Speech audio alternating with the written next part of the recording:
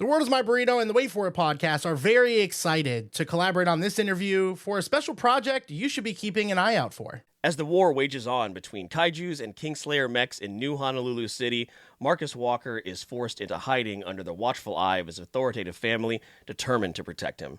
This unexpected turn of events forces Marcus to confront the relentless dangers of his choices head-on as the sinister forces dredge up old secrets from his bloodline's past and threaten his future. This is a story told through a 48-page comic that aims to blend 90s anime and Japanese manga with American comics and Saturday morning cartoons. So, are you ready? The time has come for us to talk about Marcus Walker, Kingslayer Protocol. Hey everyone, I'm your co-host Phil Barrera, aka Phil the Filipino. And I am your other co-host, Corey T. from The World is My Burrito. And make it 3 for this episode. I'm your other co-host, Mr. Eric Almighty, and we are tag teaming this episode together to talk to the mind behind this amazing project that is launching on Kickstarter on March 4th. From humble beginnings as a track and field coach to an internship that pivoted his journey into the entertainment world, our guest today is a seasoned comic book and genre expert from his time at industry giants like the United Talent Agency and Disney. We had him on the Wait For It podcast last year to talk about Frost Road, and in 2025, he helped develop, launch, and market 4 different indie publishing Kickstarters, raising over $87,000 collectively. Now making his writing debut. If you didn't know the lore about this guy, you just got it all in a nutshell. We welcome in the co-creator and writer of Marcus Walker, Kingslayer Protocol, Chris Yates. Chris, how are you doing? And I hope I didn't make you blush too much with that intro. I'm sorry. That was wonderful. Oh my gosh. Guys, thank you so much. I remember from last year, you guys do your homework, but you have already surpassed it already. To be internship and track and field coach, the lore you guys have already been digging up. Thank you. That was wonderful intro. I'm doing great. Thanks. Yeah. You're still early on as of this recording. We're recording a little bit earlier than the March 4th date. But you did one interview that I was able to check out so far, went back to the Frost Road one, and then, of course, just everything that you've told us already and shared about the project is just so exciting. And we got a lot to talk about and a lot to ask you about. We've already given a little bit of an introduction into the project and a little introduction into Corey, who you haven't gotten to collab with yet. So, Corey, I'm actually going to throw the first question to you.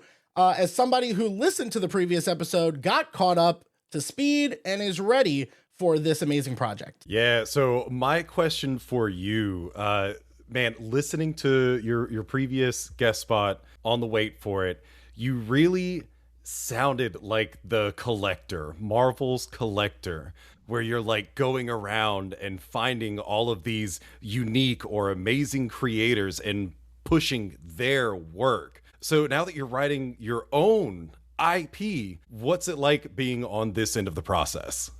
Wild. Well, I'll say it that way. It's very interesting because I've been helping, as you guys all very, very well said, I've been pushing other people, trying to help them get their projects out, and to now be in a position where I'm the one speaking and I'm, camera facing, as it were. And it's my project. It's kind of surreal. I mean, it's been 3 years in the making to make this project, and I mean, for better or for worse, my co-creator, Simone Ragazzoni, he's Italian, so he doesn't speak English, so I kind of have to carry the flag, so to speak, in terms of promotion and getting the word out there. So it's awesome. It's amazing. I get to talk about something I'm super passionate about, and I get to meet new people like yourself, Corey. So I'm very excited to be here and just share, get the word out there for Marcus Walker. That's awesome to hear. And it is very cool that you're able to do what you've done so far and that you have finally kind of transitioned over to this. That's a very big decision to make, going from one end to the other. Now, Phil, obviously probably the next in line of the Kaiju fans in this podcast.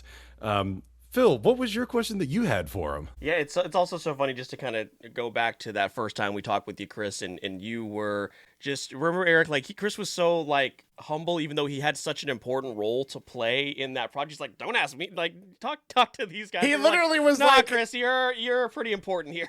he literally was like, maybe don't ask me too many questions. And I think we involved him on every one just out of spite. Yeah. So obviously not going to be able to escape that here today, because we are focusing on what you have going on here, which is so very exciting. So like Corey alluded to, when it comes to these fandoms, we're big fans of kaiju. Corey has really put us on to like Ultraman and things like that. The story is very much described as a mech versus kaiju action, but also a story about trauma, family, self-discovery. How do you find the balance between big fights, big cool fights that people want to see, but also emotional weight that people can get invested in as well? To answer that question, I think the best answer I can give is kind of how Stan Lee would do his writing. He very much wanted to write stories about family, or, for example, he wanted to write about those 4 family members, moms, dads, sons, daughters. But then he's like, that's not going to be a great sell. Yes, slice of life books are great, but, back in the day, maybe not so much in terms of, exposure and all those things. So he's like, you kind of have to give him the hook. You have to kind of give him the biff, bam, pow, as it were. So, he sent them to space, and then they became the Fantastic Four. He wanted to write a story about a young boy in high school. Then, he got bit by a radioactive spider. So I kind of took that same concept of, I truthfully wanted to write a story about 2 brothers. So to kind of give you guys some more context, when I was at Disney, I worked on the creative acquisitions team, where I was the non-traditional IP person. What that means was I would review anything that was kind of in the geek sphere that wasn't your traditional books, news articles, or podcast geared towards audiobooks, but it was, comic books, video games, board games, anything of that nature, where I'd be like, hey, can we potentially flip this to a streaming service on Disney's platforms? Could we make it something? And so, I did that for about a year and a half, and I told my boss, like, hey, after 600, 700 pieces of IP I'm reviewing, like, I feel like I'm kind of missing something. And she's like, well, write it down, figure it out. And so I did just that. I kind of figured out, like, what do I want to do? What do I want to say? Like, because I was thinking of, like, I want to see a story that kind of has the Joseph Campbell-esque hero's journey that kind of ties in Jason Aaron's storytelling with Sean Murphy's art style, but is also kind of this Saturday morning cartoon meets manga. And so to kind of find a way to balance it, I definitely wanted to make sure kaiju fans and mech fans felt like they were being serviced in a very respectful way, because again, like, you kind of have to jump.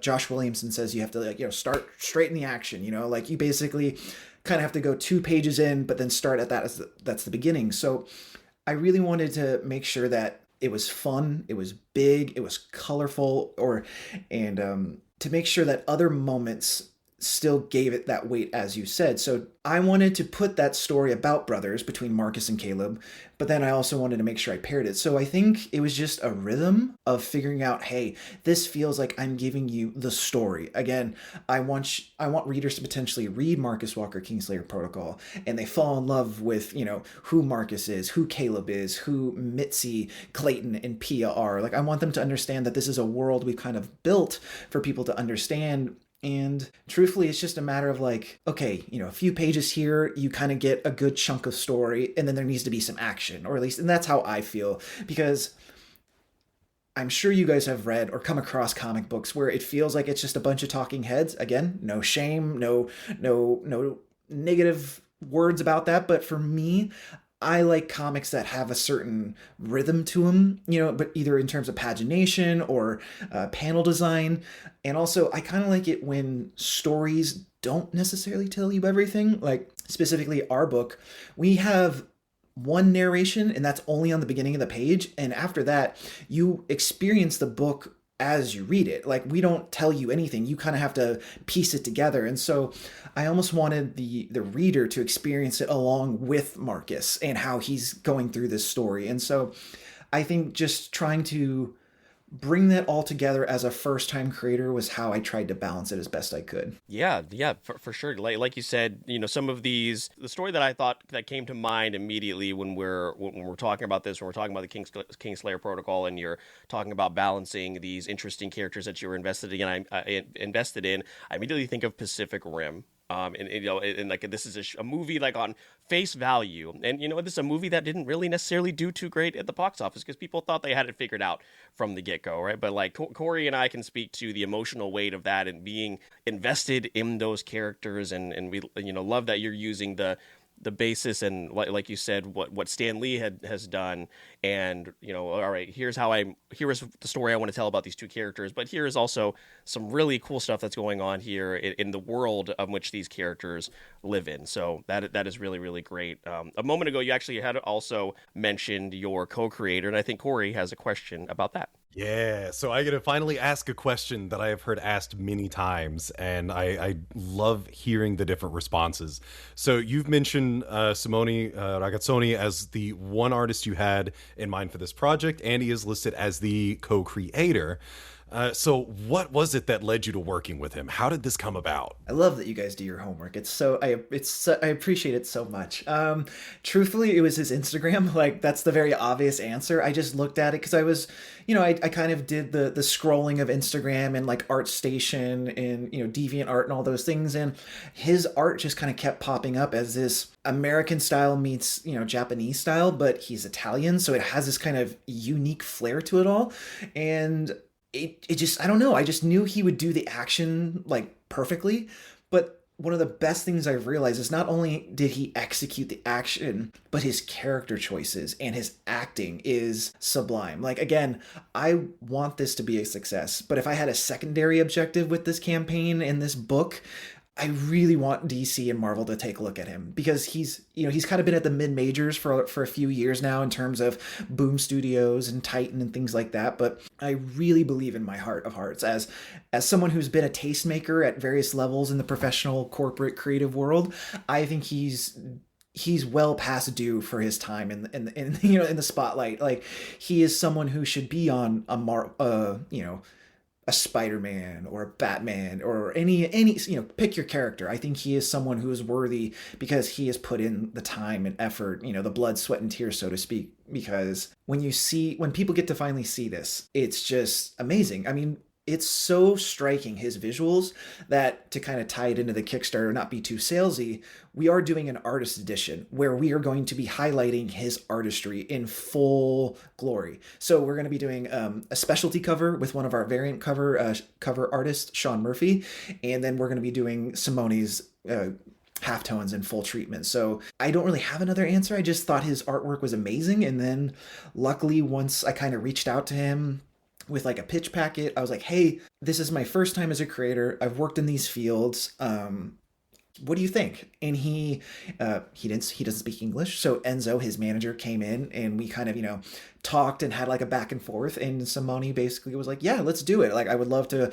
work on this project with you. And before you know it, it was here, it was done. And it's been 3 years. And I've realized how fortunate I am where it's been a rather seamless journey together with him because I mean, I can't recall a time where we argued. I mean, granted, there's the language barrier, and I've had to have, the patience to understand that. I mean, also, my wife is Quebecois, so she speaks French, so I also was learning that whole process. So it's like, okay, is this like an English translation thing, or is this like an Italian thing? So to kind of circle back to your question, I think he has just been the perfect partner, and I can't wait for everyone to see the things he has drawn because he makes this book work. Like, I would not be here if it were not for him. And so I want to make sure that he gets his flowers because he deserves them.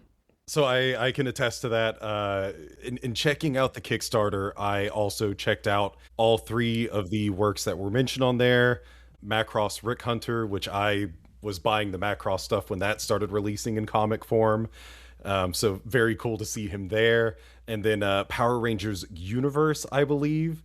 And than the more recent Dune, and you can see the evolution of his work, but also each thing he does is unique in its own way. Now, as far as the crossovers go, you've picked a great artist because just the few images we get remind me so much of Ultraman's The Rise of Ultraman in Marvel.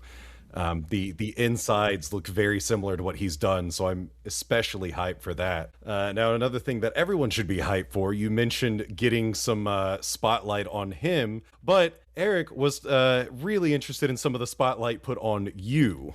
First and foremost, I definitely want to mention that we know how much this project means to you, and the fact that you're going on this creative limb. I mean, you've mentioned, if you were going to die today, you wanted to accomplish two things: marrying your now wife. Congratulations, by the way. Thank you. Honeymoon in Japan, I heard. Is that how that works? Yeah, we just got back last week. We were just there. You have done your outstanding work, gentlemen. Listen. To be fair, you were doing the work. I think you did the interview I listened to on your honeymoon, which was... I did. Listen, if that doesn't scream motivation to you guys, I don't know what else does. But that's why I'm so happy about all the praise you're already getting, because the other thing you wanted to accomplish was writing this comic about two brothers and attacking this mech story in a different way, not just focusing on the pilot, but the younger brother of that pilot is such an interesting aspect that I think is appealing as people start to hear about it. And with some of the glowing reviews you're getting already, I mean, I'm going to just read this off as we show some of the images on the video version of this episode from Steven Maeda, the showrunner of the live action One Piece. The review he gave was, Marcus Walker Kingslayer Protocol is a heart-pounding thriller that explores the nature of trauma and the unseen chokehold of the past. A rollicking family adventure with big fights and bigger feels. And I know you put a lot of time, effort, and love into this thing. I'm sure his words had an impact on you. So my question is, with this first issue being completed and the Kickstarter launch right around the corner, what is the biggest thing that you are proud of from this whole journey that's taking you a couple years to get off the ground, and now we're finally here? Your questions are exceptional, gentlemen. Truthfully. The honest, just peel back the curtain answer is the fact that I'm here with you guys. Like, to be able to be lucky enough to have the opportunity to sit on podcasts and do interviews and talk about this. I mean, I truthfully don't know. Like, it was just something I really wanted to do and really wanted to see through. And I wanted to have this on my shelf to be, to see the spine, so to speak, across the shelf, to be right alongside those other stories I've loved. And so I don't want to say like it's to get rich and famous, because it's comics and that hardly ever happens. And I'm not looking to flip it to TV, because I was there. I know how hard it is, and that's not, you don't do this with the hopes of having an extra thing happen. You have to kind of do the thing because you love the thing, and that thing for me was writing this comic. And so to kind of have it all happen now, and it's, I'm in this promotional phase, is kind of surreal. I'm still nervous, if I'm being completely honest. I tried my absolute best to pick a team and of collaborators and partners where I knew that I wanted to, when I back certain things or I look at books, I want to see, the thought, the effort, what is this about? And so I just tried my best to replicate that with, the current situation I'm in. Like, I know how hard it is to ask people to spend their money on things, because comics are $5 now. There's streaming, there's video games, there's everything under the sun, let alone, their own personal lives and politics and all those things. And so when I got to this point, I just wanted to make sure that whoever wanted to take a chance on me and my team and what we've created, I want them to feel like they were going to be getting the best we could give them. Like, we thought of the marketing, we thought of, money's tight. So we're offering tiers where you can get it digitally. You can get it, cheap. You can get a cover from Sean Murphy for $20 or for Rob Gilroy. And these are Eisner winners, New York Times bestsellers. And so we really tried our best to think of everybody in this regard, because there are collectors. So if you think that all the variant covers are something you want, we're going to offer a discount. We're not offering metal covers or foil covers or t-shirts, not because we have anything against them, but just I personally don't buy them, so I wouldn't feel right asking someone else to buy that. You know what I mean? Like, I wanted it to be something where it's about the story, it's about the art, and it's kind of this, if you see it and you get it, like, it was made for you. Like, that was kind of the vibe, for a lack of a better word. And so to circle back to your question, I think to be in this position where I'm starting to see people react to it in the way that I had hoped for them, and they're saying such wonderful things about me and Simone, like, I don't know how to feel, to be completely honest, because it's all brand new to me. Like, I've never been in this position, and I'm just grateful that it's finally happening, and I'm just trying to take it in stride as best I can.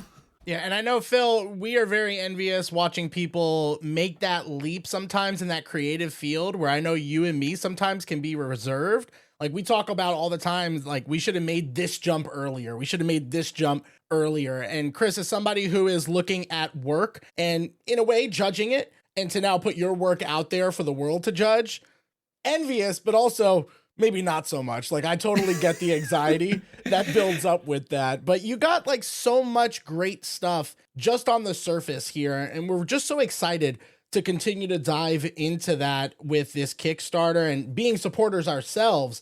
But there's so many people within this fandom, Phil. I mean, there's fandoms for days that I think would love a project like this one. 100%. And you know, when you said, first off, just dating back to, again, when we first got to work with you and to kind of touch on what you were just speaking about, from starting off with Frost Road, and then you putting us in touch with Gungnir, and then where we are now. We just know that whenever your email comes through, we're excited for whatever project that is going to be. So during this process, as you continue to do more interviews, as you have some other appearances coming up, big conventions and things like that, I do hope you take a moment. I can speak for the three of us. You do take a moment and soak it all in and just really appreciate what you're doing here. It's a big deal. So we're so excited and happy to give you your flowers here today, as I'm sure everybody that you're speaking with during this run will tell you. So we also would love to talk about some of your inspirations and fandoms. That's what we do here at the Wait For It podcast and The World Is My Burrito. So the series has been pitched as perfect for fans of, as we mentioned, Ultraman Rising, Big Hero 6, Power Rangers. So what were some of your biggest inspirations growing up? So the best answer I can give is that I am a 90s kid, for better or for worse, and I cannot shake it. I am, Batman Returns, TMNT, Mighty Morphin Power Rangers, the movie, the TV show.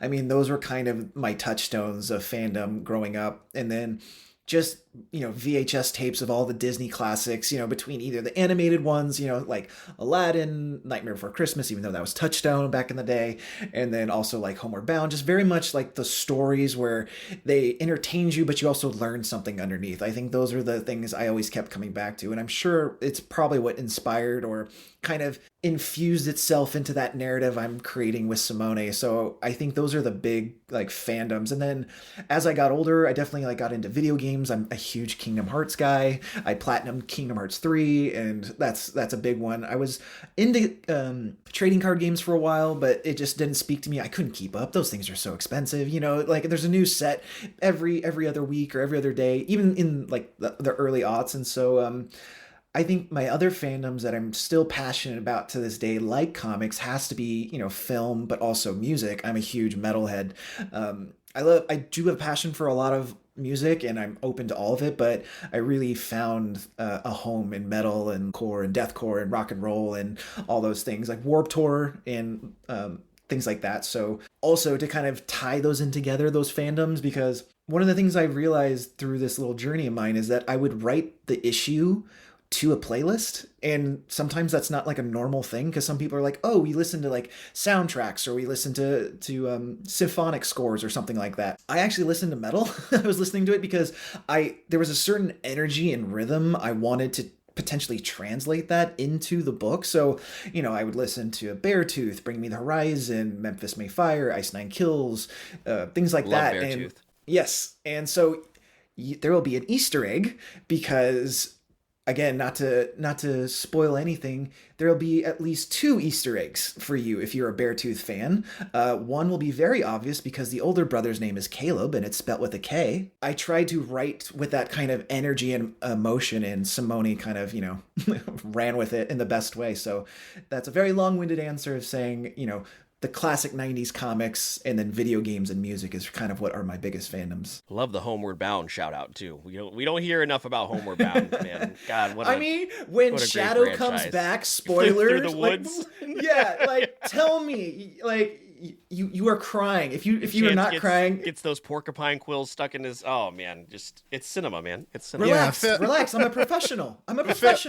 Phil, he threw some classics at us. Before we transition, I wanted to just quickly ask, because we had actually talked on the Frost Road episode. Listening back to it, you had been recently hooked on Balatro the last time that we had talked. Are there any obsessions going on right now these days with how busy you are dealing with this project? Like, just kind of adding on to Phil's question, anything that you're obsessed about these days? So that is interesting. I am on the verge of teetering on Claire Obscura 33. I want to play it because I just finished Ghost of Tsushima, the first one, and I played through that in Japanese. And as we said, my wife is French, she is Quebecois, so I want to play Claire Obscura in French. So not only can I learn, because I'm struggling to learn, I have terrible French, but that's one of the things I'm teetering, because I know I have that personality. It's like, if I start playing, I'm not going to stop, and I'm going to just play it, and nothing's going to get done. So when I finally have a moment, I'm going to do that. But the kind of cheesy, corny answer is me and my wife, we are diehard Mario Kart players. And so whether it's we're racing to see who washes dishes or on a plane, it's us like trash talking each other and playing Mario Kart.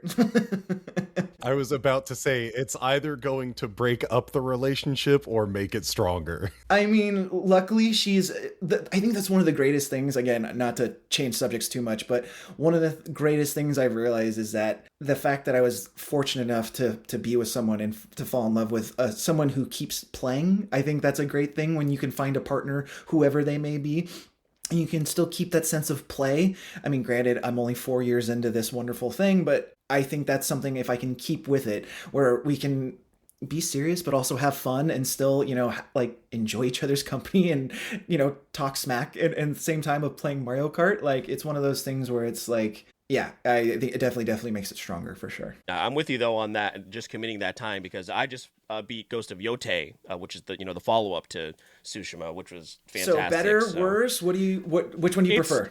Tsushima is better narrative wise, but Yote is still outstanding. I sunk 50 hours into it, and gonna probably play through it again on New Game Plus, and it's outstanding. So yeah, definitely worth it once you get to that. But Claire Obscure, also fantastic.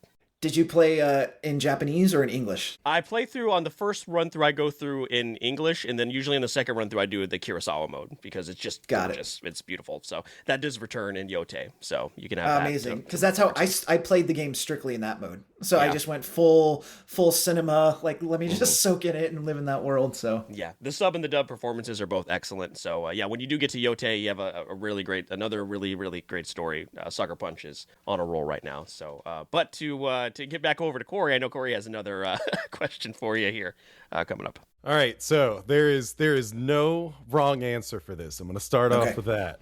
Okay. But if you could make an appearance in any kaiju, mech, or toku franchise, this can be film, TV series, manga, anime, American, Japanese, whatever. What franchise would you pick, and what would the role be? No wrong answer, but endless possibilities. Yeah, exactly. That is the catch.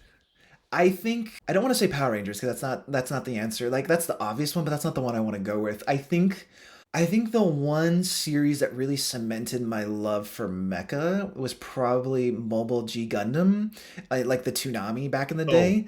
Boy. Because I had the toys, in like Endless Waltz, I had those toys, and between, like, why does this giant robot have wings in space? Like, it makes no sense, but I love it, and it's awesome.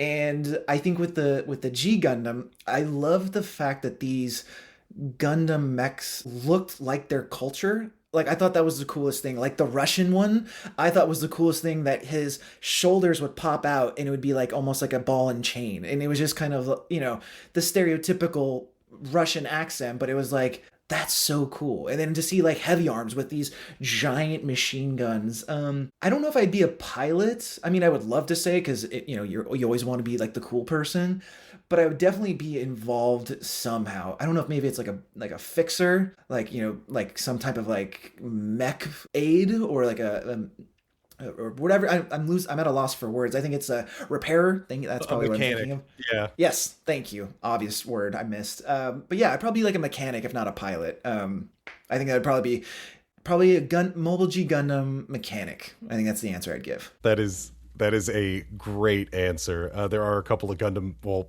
plenty more now where the mechanics have very big roles. So no, that would be awesome to see. So that's our one step away. But now taking it back to your project, Eric, you got to help us out, man. How the heck do people learn about this, find out about this? Yeah, so listen, Chris, I know this is the part you hate the most, but this is the salesy part. You have to tell the people, and I'm going to help you tell the people how they can support this great project. So before we wrap up, how can you, the audience, make this project a huge success? Well, just start off by clicking notify me on the Kickstarter pre-launch page. If you're listening to this before launch, there's going to be digital rewards included to all backers. And on March 4th, you can officially back this project. You can help cover printing, fulfillment, shipping expenses, and that's all before an estimated summer 2026 delivery. So, Chris, people may be wondering about things like stretch goals, exclusives. How long do they have to back the Kickstarter? What's included? Whatever you can talk about, please let us know what we can eagerly await for on launch day. Absolutely. So to kind of wrap it up really nicely is that this is a premium version of Marcus Walker Kingslayer Protocol. We are doing this oversized 48 deluxe edition because when we originally wrote it, it was 12 issues. It was very decompressed. And then we quickly realized, hey, if we're going to do it ourselves, we have to be very mindful, very intentful on what we want to do. So we kind of narrowed it down to 6 issues. And then we're like, okay, how can we make sure that we offer fans or potential backers something that's really unique and special? And so we decided to do these oversized kind of, not one-offs, but you get a very meaty story as if it were. And so as of right now, these versions will only be on Kickstarter. If we're so fortunate enough to fund and get more books done, and if, let's say, a publisher comes and they want to, take it on, we've actually written these oversized issues to be able to be broken up into 2. So like the first 21 or 2 or something like that. So then you get 2 separate issues. So this is technically 2 issues in one, but this is the version. This is the story we want to tell. And some stretch goals.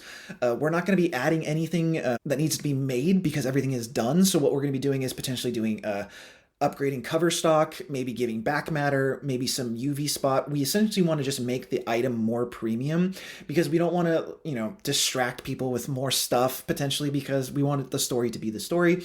And some other things they can look forward to are, like I said, variant covers from Sean Murphy, Rob Gilroy, Sia Oyam, and Kevin Keane. And a nice little tip, Kevin Keane, I brought him on board to do a cover because he will be doing my next project. So it's all in the family. And then they can also look for, like I said earlier, the artist edition, which is basically a black and white kind of manga homage with Sean Murphy. And again, that's the only way you can get Sean Murphy's black and white cover is with our artist edition. And if you feel like you want 1, 2, or a bunch of stuff, we're going to offer some bundles so you can hopefully save some cash too if you really do want to support us. And then some of our higher tiers, Simone is actually going to be offering commissions. So if someone wants to get a character drawn by him, he will be doing that. We're going to be offering some original artwork, which I'm still split on because I love these pages, but we're doing it. And then Simone is going to be offering the actual cover to the variant for fans who potentially want it. And I think that's it. And before we go, we're going to be at MegaCon Orlando, and we are going to be offering potentially an ash can. Again, don't hold me to it, but I'll share with everybody on this. We're hopefully going to be doing an artist edition ash can. We might do color, but we're thinking about doing an ash can that is a special preview of the issue with some exclusive back matter. And I think we're going to do the Sean Murphy cover, and Sean Murphy's going to be doing a signing at MegaCon Orlando. So we're fingers crossed going to see if we can swing some type of special event if possible. But worst case, fans can come meet us in person there and get an exclusive. Kickstarter isn't the only place you might be able to get some Marcus Walker material, but it is going to be where you can get the coolest. And it is where a lot of people I tend to see, the more people that support to a project, it leads to the success, but also to the success of the people that are buying into it and the payoffs that they get. I know we are very excited to contribute to that as well. And Phil, I mean, just again, another ballpark, knocked out of the ballpark hit Yeah, this was great to catch up with you, Chris, and we're excited to also, we will be at MegaCon as well in some capacity. We'll have to take a picture together and Absolutely. And commemorate the moment. So very, very excited, and again, cannot wait to see what is next for this project and for everybody to hear about it. Also, while we wrap up, I do want to shout out Corey. Thank you so much for collabing with us. This was a whole lot of fun, of course, getting to work with you in this sort of capacity. Did you have any other questions for Chris before we wrap up? I don't have any remaining questions. I do just want to say, like, I am very excited for this. I wasn't aware that it existed until they sent me the information about it. Saw just the thumbnail alone. I was like, I'm already pretty sold. And you're working with Sean Murphy, and he's kind of one of the reasons I got into American comics. Big fan of Tokyo Ghost. So it's very cool that you have him doing covers, but I will just reiterate to those of you out there who have not seen Simone Ragazzoni's work, I heavily recommend that you check it out. At least, his work is visual. So look at the visuals. You don't have to read everything, but look at it. It's great stuff. And if that doesn't hype you up for what's to come, well, you're crazy. This is a very exciting project that I'm just kind of mad that it's not already. I'll tell you, that was the most upsetting part, is them sending me that Kickstarter link, looking through it, and I'm like, but where do I give can't read money? it now? Yeah, wait, it's a Kickstarter. Why can't I give money? Well, that's awesome, guys. I mean, before we wrap up, I know we're wrapping up, but I just want to say, Corey, it was a pleasure to meet you on this, and this was great. Truthfully, thank you for being a part of it. And Eric and Phil, thank you again for having me on. You are building something truly fun and unique, and the fact is, you guys have done your homework, and you have really made me feel special. Like, I say this not to blow smoke or be corny, but it's just the honest truth. The fact is, you are so gracious with your time to allow me to be on your show and to kind of have the trust in me to take these leaps and interview these people, and now interviewing myself. I really do want to make it known to you and your listenership that I really do appreciate it, and I'm very grateful for you guys giving me the time. Absolutely, and thank you for continuing to trust us as well, as we because we had to hold up our end of the deal. But you and again, all the projects you've brought to us have made that very, very easy. So before we get Eric in to wrap up in our closing, please again let everybody know where they can find you, as well as any updates to this project and anything else you want to mention as your final words. Yeah, so if you want to follow me and kind of Marcus Walker Kingslayer Protocol, I mean, for me specifically, it's CYG47. Those are like all my socials. My website is crushyourgoals.com, and please check out Simone Ragazzoni. Those are all his handles as well. And if you're interested about the project, it's on Kickstarter, Marcus Walker Kingslayer Protocol. And thank you so much for the time. Yeah, and again, Chris, thank you so much for everything. We cannot tell you any longer how excited we are, and we're going to continue, though, to tell you. Shout it off the rooftops. And I hope you guys go out of your way to support this project. I know that if you're listening before March 4th, as I mentioned before, you can support the project simply by clicking the Notify Me on the Kickstarter pre-launch page, but by sharing the Kickstarter and this episode to others who may be interested, didn't know about this project. There are a lot of fandoms that would love something like this. That means if you're listening after March 4th, consider backing Marcus Walker Kingslayer Protocol.